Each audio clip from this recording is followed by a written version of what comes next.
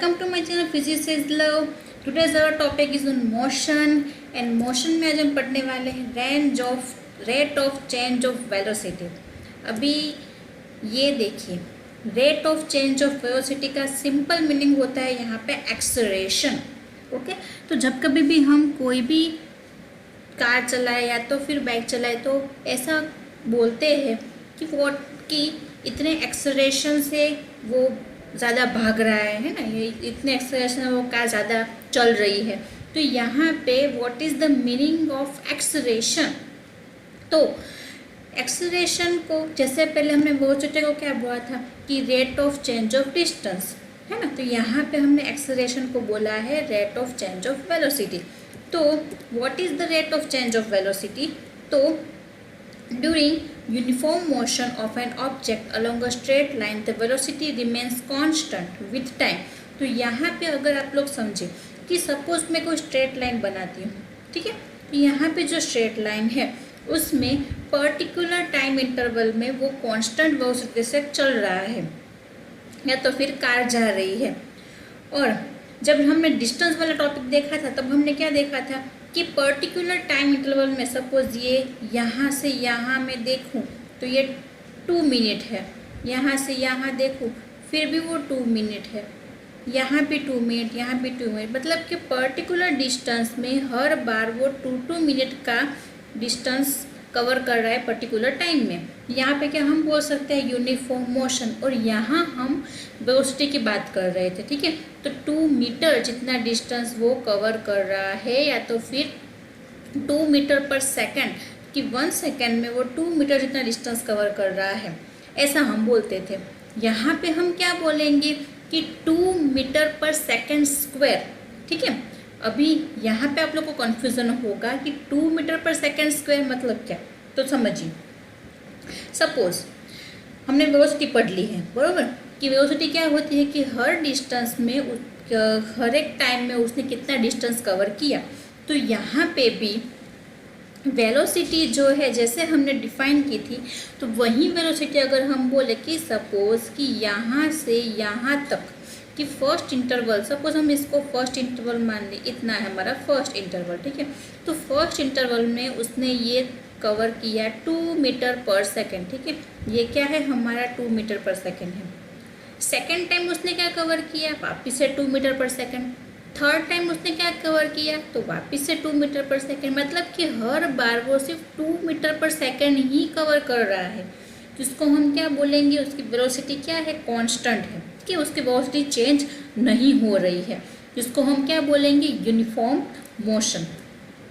जैसे कि यहाँ पे देखिए कि ये जो लड़का है वो जॉगिंग कर रहा है 5 मीटर पर सेकंड से, ठीक है, मतलब कि यहाँ पे वो 5 मीटर काट रहा है 1 सेकंड में, लेकिन यहाँ जो ये लड़की है वो 1 सेकंड में 10 मीटर्स कट कर रही है, ठीक है, मतलब कि उसकी जो स्पीड होगी वो क्या होगी, 10 मीटर पर सेकंड। तो यहाँ अगर हमें बात करें कि ये क्या हो रहा है कि हर बार ये 5 मीटर पर सेकंड ही कवर कर रहा है, कि अगर ये यहाँ से यहाँ पहुँच गया, ठीक है, तो ये यहाँ से यहाँ पहुँच गया तो 5 मीटर कवर किया है। इसके बाद अगर वो यहाँ पहुँचेगा ना, फिर भी वो 5 मीटर ही कवर करेगा, बराबर, 1 सेकंड में। तो इसका मीनिंग क्या है कि वो हर बार एक जितना डिस्टेंस कवर कर रहा है, ठीक है, एक जितनी उसकी वेलोसिटी भी सिमिलर है। तो यहाँ पे वेलोसिटी का टर्म क्या होगा, एक्सेलरेशन। एक्सेलरेशन क्या होगा, तो यहाँ अगर मैं आपको समझाऊँ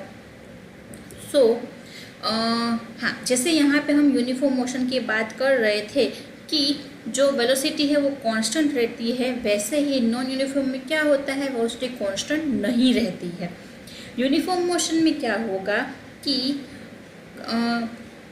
जैसे मैं पहले आपको उसका जो इक्वेशन है वो दिखा देती हूँ, उसके बाद आपको समझ में आएगा कि मैं कहना क्या चाहती हूँ। जैसे इसका इक्वेशन है कि acceleration is equal to change in velocity divide by time taken. Change in velocity क्या बोल रहा है, change in velocity. Change in velocity का मीनिंग ये है कि यहाँ से यहाँ समझिए, और ये यहाँ और ये, ठीक है। तो यहाँ पे उसने यहाँ से स्टार्ट किया और एंड किया ये पॉइंट पे, ओके, एंड ये पॉइंट पे किया, मतलब कि अगर ये ए पॉइंट से स्टार्ट कर रहा है तो उसने यहाँ आके बी पॉइंट पे ख़त्म कर रहा है। सो क्या बोला उसने, चेंज इन वेलोसिटी। तो स्टार्टिंग में ये 0 पे था, उसके बाद यहाँ पे उसने 5 मीटर पर सेकेंड जितना ये वेलोसिटी इसकी है, ठीक है। जैसे यहाँ पे इसकी वेलोसिटी क्या है, 5 मीटर पर सेकेंड है, ठीक है। तो यहाँ पे इसकी वेलोसिटी क्या है, 5 मीटर पर सेकेंड। सेकेंड टाइम अगर यहाँ से यहाँ गया फिर भी उसकी 5 ही है, मतलब कि उसकी वेलोसिटी चेंज नहीं हो रही है, वेलोसिटी क्या है, कांस्टेंट है। जो क्या हुआ था मैंने, यूनिफॉर्म मोशन। यूनिफॉर्म मोशन में क्या होता है, वेलोसिटी क्या होती है, कांस्टेंट होती है। थर्ड बार जब आगे जाए फिर भी वो 5 मीटर पर सेकेंड है, इसका मीनिंग कि उसकी जो वेलोसिटी है वो कांस्टेंट हो रही है, ठीक है। तो और ये जो टाइम है वो भी क्या है कि सपोज 5 मीटर पर सेकेंड है, वो 2 सेकेंड में, ठीक है। 5 है, 5 डिस्टेंस कवर कर रहा है, वो 2 मिनट कवर कर रहा है। तो ये हर बार एक सिमिलर टाइम में 5 मीटर पर सेकेंड जितना डिस्टेंस कवर कर रहा है, जितना वेलोसिटी कवर कर रहा है, ठीक है, वेलोसिटी उसकी है उतनी। तो यहाँ पे क्या लिखा हुआ है, चेंज इन वेलोसिटी। मीनिंग क्या है, चेंज मतलब कि जो फाइनल और जो इनिशियल है दोनों का डिफरेंस हम बोल सकते हैं, ठीक है। चेंज का मीनिंग क्या कि स्टार्टिंग में कितना था और एंडिंग में कितना था, दोनों का चेंज ले लो। अभी यहाँ पे सपोज इतना हम पोर्शन ले, यहाँ पे स्टार्टिंग कितना है 5, एंडिंग कितना है 5, ठीक है। इसका मीनिंग क्या हुआ कि अगर चेंज की बात करें तो क्या होगा, 5 माइनस 5, ठीक है। और यहाँ पे टाइम कितना कवर किया उसने, 2 सेकंड का टाइम कवर किया। ये क्या हो गया हमारा एक्सेलरेशन। तो इसका मीनिंग क्या हुआ कि जब कभी भी हम चेंज की बात कर रहे हैं तो इनिशियल और फाइनल दोनों को हम करेंगे और हमें क्या मिलेगा, एक्सेलरेशन। ओके, सो इसका मीनिंग ये हुआ सिंपली कि जब कभी भी यूनिफॉर्म मोशन होगा, यूनिफॉर्म मतलब कि उसकी वेलोसिटी क्या होगी, कांस्टेंट, मतलब कि हर बार 5 होगी, ठीक है। एग्जाम्पल के तौर पे तो यहाँ पे जो चेंजिंग वेलोसिटी हो रही है हर बार जो सिमिलर हो रही है उसके हिसाब से हम ऐसा बोल रहे हैं कि जब कभी भी यूनिफॉर्म मोशन होगा तो यूनिफॉर्म मोशन में उसका एक्सेलरेशन क्या होगा, 0, ओके। और नॉन यूनिफॉर्म मतलब कि स्टार्टिंग में 5 है, फिर आगे चल के उसका 10 हो गया है, फिर आगे चल के उसका वापस से 5 हो गया है, तो उसके अकॉर्डिंग हम ऐसा बोल सकते हैं कि एक्सेलरेशन है वो चेंज होगा। और कब, जब वो नॉन यूनिफॉर्म मोशन करेगा, ठीक है। तो नॉन यूनिफॉर्म मतलब कि वो हर बार अलग अलग वेलोसिटी कवर कर रहा है और यूनिफॉर्म मतलब कि वो सिमिलर वेलोसिटी कवर कर रहा है। तो ये उसका डिफरेंस है, ठीक है। तो यहाँ पे ये इक्वेशन आएगा हमारा कि what is the acceleration, acceleration is equal to change in velocity, मतलब कि चेंज क्या होगा, फाइनल को हम क्या बोलेंगे v, इनिशियल को क्या बोलेंगे हम u। तो final minus initial divide by time taken, तो यहाँ पे यह हमें मिल जाएगा एक्सेलरेशन। अभी समझिए कि अगर हम ऐसा बोलते हैं कि फाइनल माइनस इनिशियल, तो ऐसा भी हो सकता है कि स्टार्टिंग में इसने 5 कवर किया जैसे यहाँ पे कर रहा है ना, उसके बाद आगे गए तो उसने 10 कवर किया। मैं यहाँ पे अलग से बना देती हूँ, ओके। हाँ, तो स्टार्टिंग में क्या किया उसने, स्टार्टिंग में उसने कवर किया है, सपोज 5 से स्टार्ट कर देते, चलो 5 से स्टार्ट कर रहे हैं, आगे जाके उसका हो गया है 10, ओके। फिर आगे गए तो वो उसका हो गया है 5। इसमें आप लोग किससे समझ लीजिए क्या है, सब कुछ है 5 मीटर पर सेकेंड, 10 मीटर पर सेकेंड, ठीक है। सभी के सभी क्या है, सभी के सभी है इन मीटर पर सेकेंड, ठीक है।